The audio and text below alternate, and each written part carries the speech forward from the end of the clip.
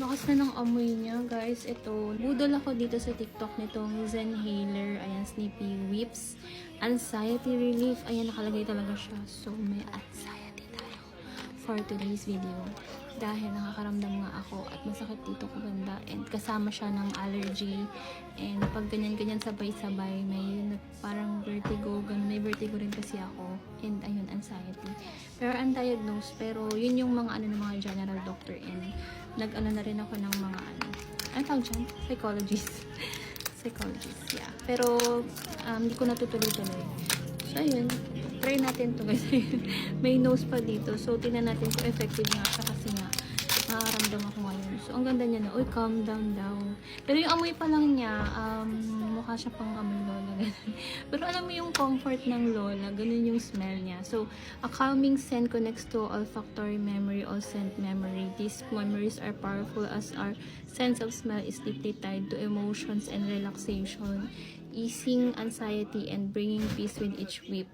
So, ang kanyang ingredients are menthol, eucalyptus, and lavender. So, try na natin siya kung maganda siya.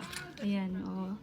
May calming effect siya. So, marami daw magandang reviews nito and effective. So, itry natin kasi kailangan na natin talaga ng mga ano. So, unang para kang nasa Buddha place, ganon. Nasa Hindu Buddha. Di siya matapang mga mi and wow, nakaka-help nga siya na, alam mo yun nga mga mi, maganda siya. I-update ko kayo kung kamusta sa akin sa mga susunod na araw. Pero sa ngayon, yun nga yung aking, napansin sa kanya is, hindi siya ganun ka, alam mo yun, yung sobrang menthol. So, kung mahilig ka sa mga menthol, ayun, medyo hindi siya ganun ka, parang malamig sa ilong. So, kung ayaw mo naman ng ganun na matapang, ito, maganda siya talaga.